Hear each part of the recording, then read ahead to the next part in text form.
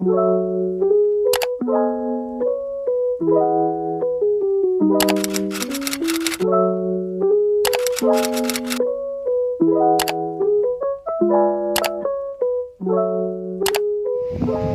day, everyone. I am a Level 1 nursing student at the University of the Visayas. And in this video, I will be performing my return demonstration for the segment 2 of my head-to-toe physical examination, which includes the assessment of the neck and the anterior-posterior thorax with respiratory function. This is a continuation of my segment 1, which was recently uploaded to my channel. Now, before we begin with our assessment, remember to always prepare yourself, prepare the client, and prepare the setting of the physical assessment. So, we also have to prepare the equipment. The equipment that we will be needing in this assessment are a stethoscope, a pen light, pen, tape measure, a checklist for documentation of the findings, and a glass of water. All of this equipment should be prepared prior to the procedure and should be placed near the patient or in the bedside table to make it more convenient for us to carry out the assessment. Now, I will be performing the second segment of my head-to-toe physical examination, which includes the assessment of the neck and the posterior-anterior thorax with respiratory function. First is to introduce yourself to the client. Good morning, Sir Aldrin. I am your student nurse, Priyan, and today I will be assessing your neck and your thorax. Is that okay with you, sir? Yes, ma'am. Okay, sir. Thank you. Now, I will be starting with the assessment of the neck, beginning with inspection. Sir Aldrin, I want you to lower your shirt so that I can assess your neck more conveniently.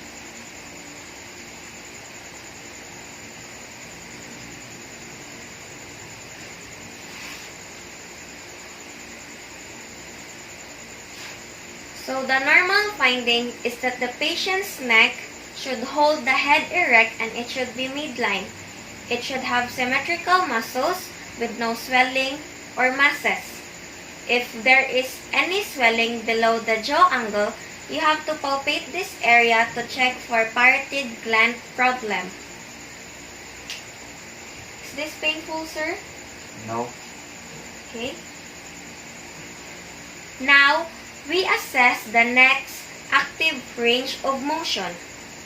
Sir Aldrin, I want you to touch your chin to your neck. Okay. I want you to turn your head to the right. Turn your head to the left. Tip your head to your right shoulder. Okay. Tip your head to your left shoulder. And I want you to tilt your head backwards. Okay? So the normal finding is that all of these movements should be smooth and painless. Now, we assess the spinal accessory nerve. Okay, Sir Aldrin, I will be placing my hands over your shoulders. And I want you to shrug your shoulders to overcome the resistance.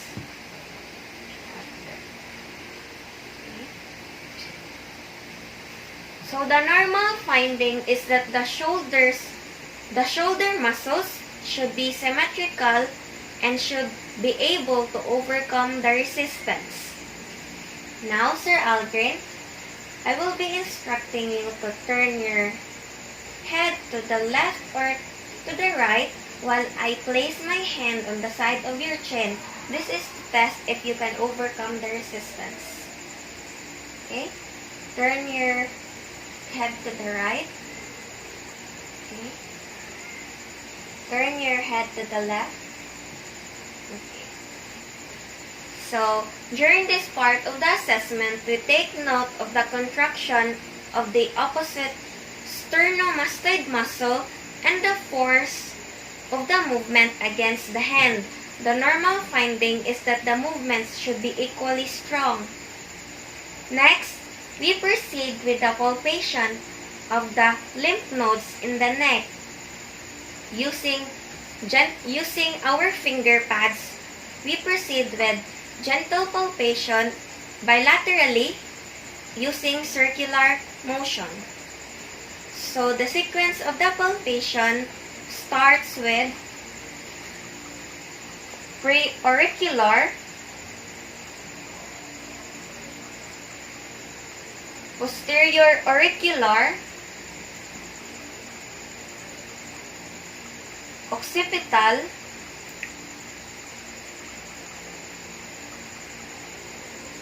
submental, submandibular, tonsillar, superficial cervical, deep cervical chain,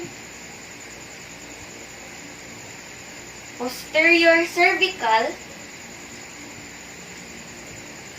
and supraclavicular. So be sure to compare one side to the other while we take note of the size, shape, consistency, mobility, and tenderness of the lymph nodes. Normally, the lymph nodes are small, soft, non-tender, and movable. If you detect any swelling or tenderness, the nurse have to search for a possible cause. Now we proceed with inspecting the jugular veins using tangential lighting. In this part of the examination, we will be placing the client in a supine position with the head elevated on a 30-degree angle. Since I don't have any lamp, I will be using this pen light, assuming as the source of my tangential lighting. Okay, Sir Alvin, I want you to turn your head to the side.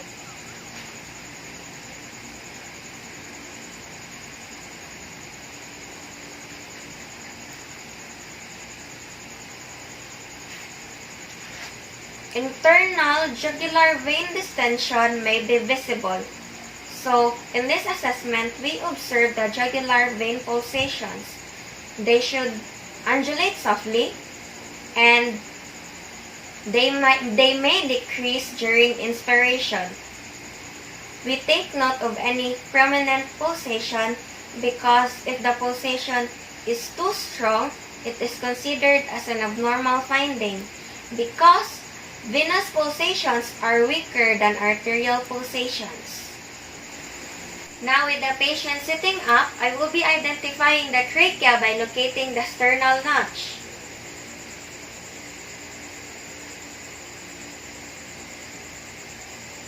The trachea should be midline and should be symmetrical. Now using the fingers of my left hand, I will be pushing the thyroid gland to the right. And then curve the fingers of my right hand between the trachea and the sternocleidomastoid muscle. Okay, Sir Adrian, I want you to extend your neck and I want you to swallow. Okay. So the normal finding is that the movement of the thyroid up and down should be felt as the patient swallows. Next is to palpate the thyroid gland from behind. Okay, I want you to sip the water when I say so.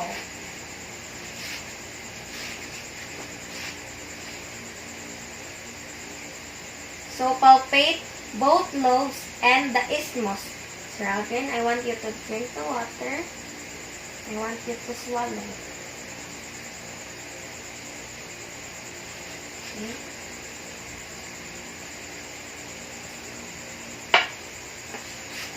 So, we note the size, the shape, and the consistency of the thyroid gland.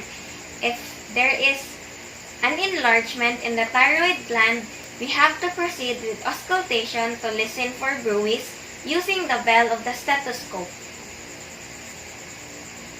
A bruit is a blowing sound caused by turbulent blood flow.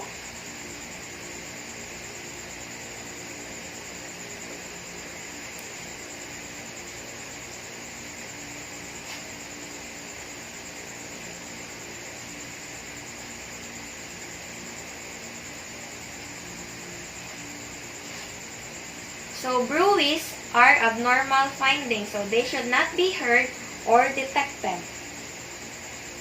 Now, we proceed with observing the carotid arteries for visible pulsations.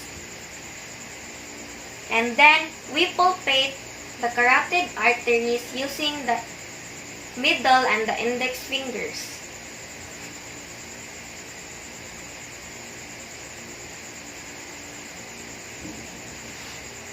Remember to palpate one carotid artery gently, one at a time, because palpating both carotid arteries simultaneously may cause the obstruction of blood flow to the brain.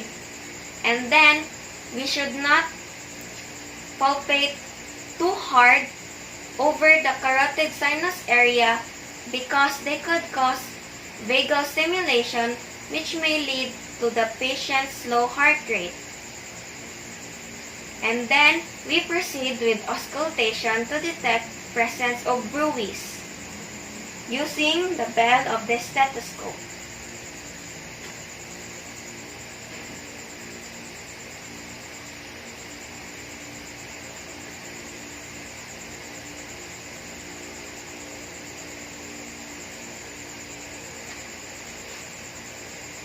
So, bruits should not be heard or detected because they are abnormal findings. Now, after we complete the assessment of the neck, we now proceed with the documentation. Documentation is important because it facilitates data collection and leads and provides correct, accurate, and timely database.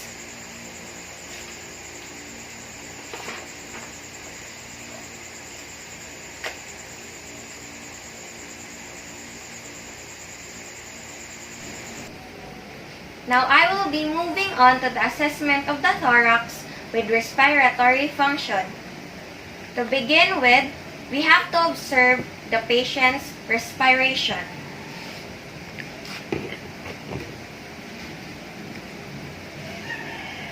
So, the respiration should be regular and symmetrical, and the accessory muscles should not be used. The patient should be able to breathe comfortably while sitting with his arms at rest. Now, I will be moving slowly to the back to assess the anterior-posterior and the lateral dimensions or the diameter of the thorax.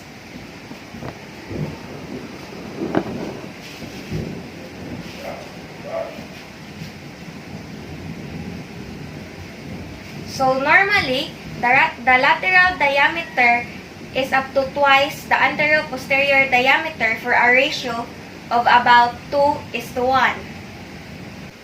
Now, still standing at the back of the patient, we will palpate the spinous processes using the finger pads. Tell me if you feel any pain, okay? Okay. Is this painful? No.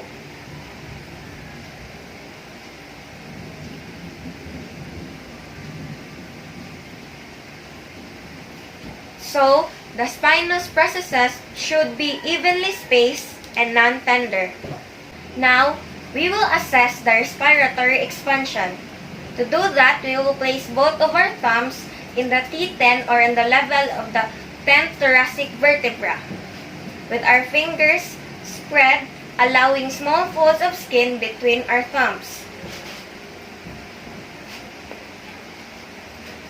Okay, Sir Aldrin, I want you to take deep, slow breaths.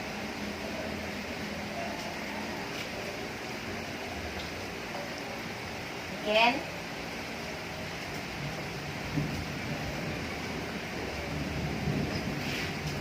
So the normal finding is that the thumbs should move symmetrically. Now we assess for tactile parameters or the voice sounds palpated on the chest wall surface using the ball of the hand to detect for vibrations. We move from the APCs inside the scapula down to the lower and lateral thorax. Okay, Sir Aldrin, I want you to repeat the phrase 99 as I move my hand at your back. Okay? 99. 99. 99. 99. 99. 99. 99. The normal finding is that we should be able to feel equal vibrations in each location. Now we perform immediate percussion using a systematic pattern so we can compare both sides.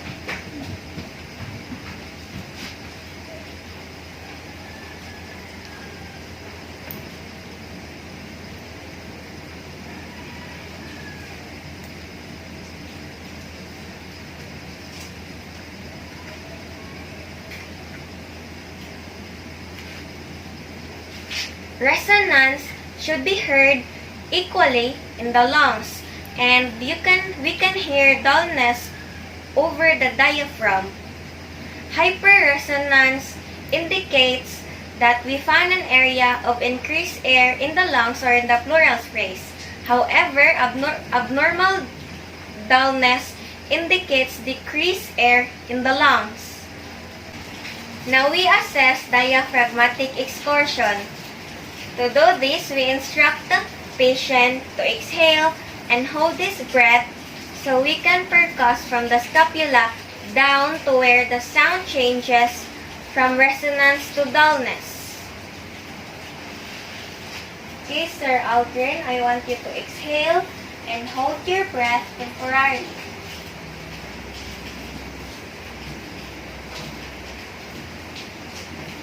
Okay. And then we will mark this spot with a pen.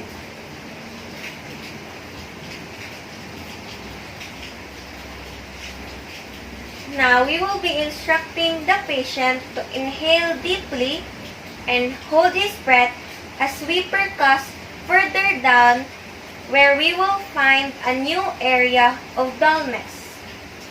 Okay, Sir Aldrin, I want you to inhale deeply and hold your breath. Okay.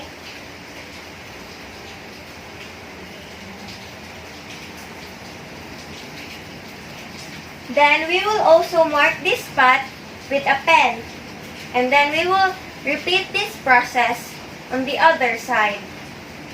Okay, Sir Aldrin, I want you to exhale again and hold your breath. Okay. And then mark this spot.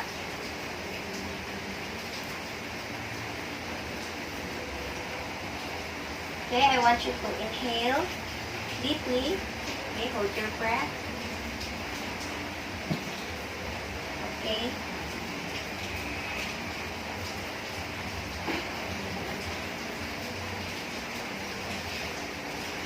Now, using a tape measure, we will be measuring the distance of each side.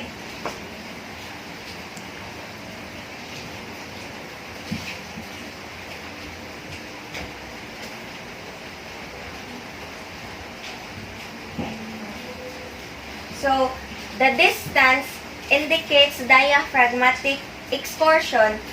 Normally, the distance measures from 3 to 5 centimeters and should be equal on both sides. Now, we assess the kidneys using blunt or fist percussions over the cause of the vertebral angle.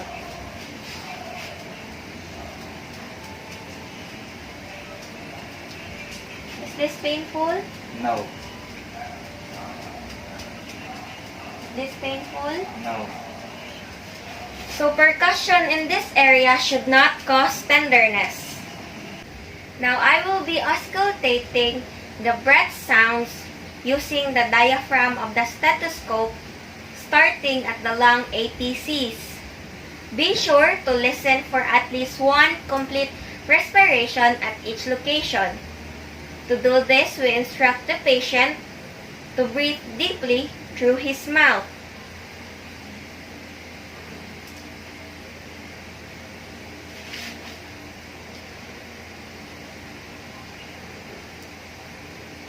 Inhale lang, sir. Okay. Inhale lang. Okay. Inhale lang. Okay. Inhale lang. Okay. Inhale lang. Okay.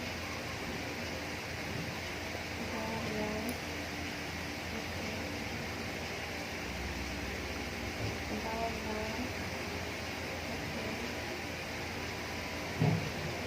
lang.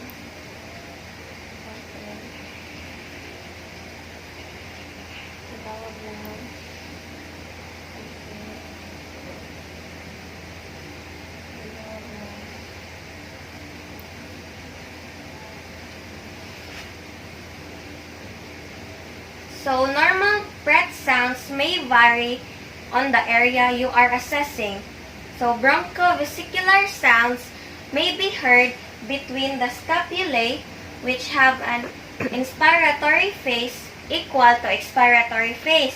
And then, vesicular sounds may be heard at the APCs down to the bases and laterally, which have an inspiratory phase longer than expiratory phase. And then we listen for abnormal breath sounds, which are crackles and wheezes.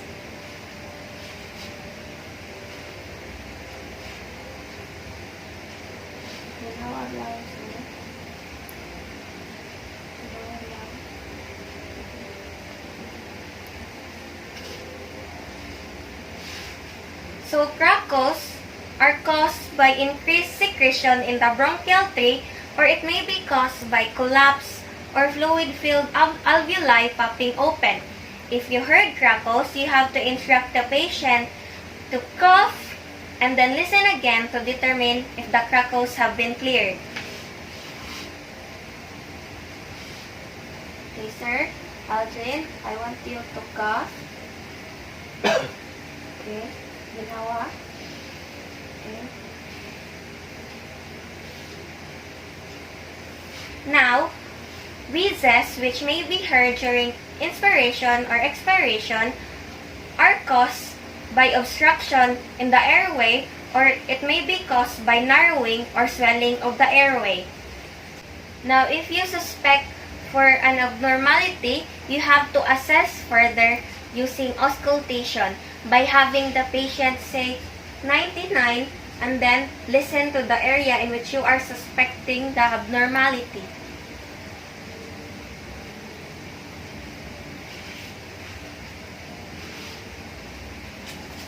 Okay, Sir Aldrin, I want you to say 99.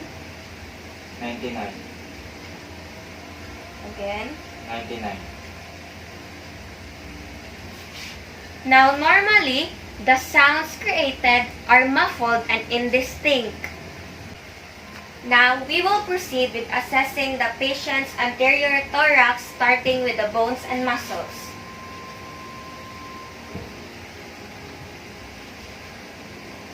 Normally, they should be symmetrical and you should not see accessory muscle use, retractions, or bulges. The patient should not show signs of respiratory difficulty such as cyanosis or nostril flaring. Next is to palpate the thorax with the finger pads from the lung apices to the bases.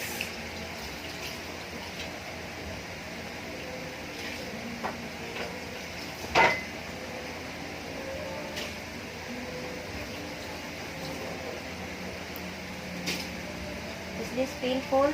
No. Did you feel any pain? No. Okay.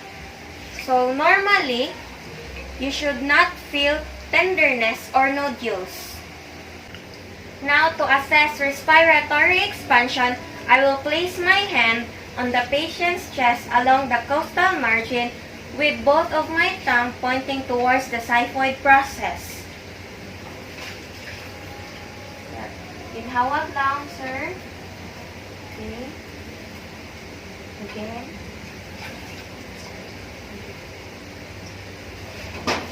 So, during this part of the assessment, we must observe our thumb because normally, the thumb should move simultaneously and symmetrically upon respiration.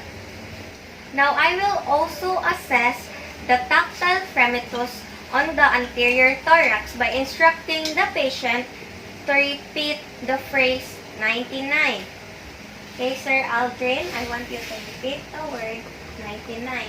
And by the way, we move from the lung apices down to the point below the nipples, comparing both sides. 99. 99. 99. 99. Normally, you should feel equal vibrations on both sides.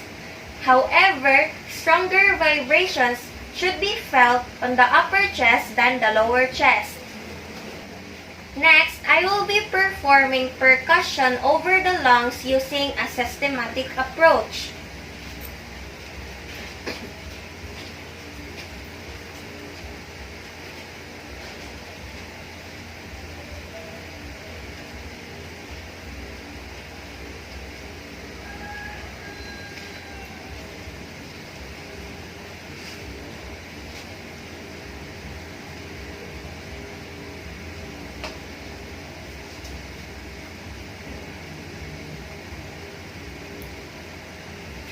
So, percussion over this area should produce low resonant sounds. Now, we auscultate over the patient's lung with the use of the diaphragm of our stethoscope using the same pattern that we used in the percussion. Remember to listen for at least one normal respiration at each location.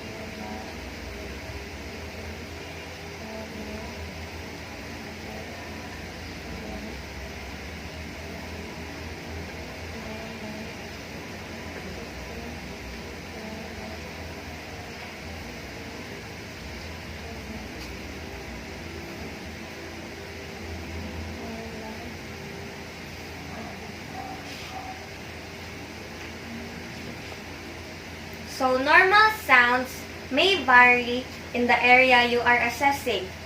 You should hear tracheal sound over the trachea, which are high-pitched, loud, and tubular. You should also hear bronchiovesicular sounds over the bronchi at the angle of Louis. You should also expect to hear vesicular sounds mostly in the anterior thorax and the periphery. If you were able to suspect abnormalities, you have to assess further by having the patient say 99 several times as you auscultate the areas that are involved.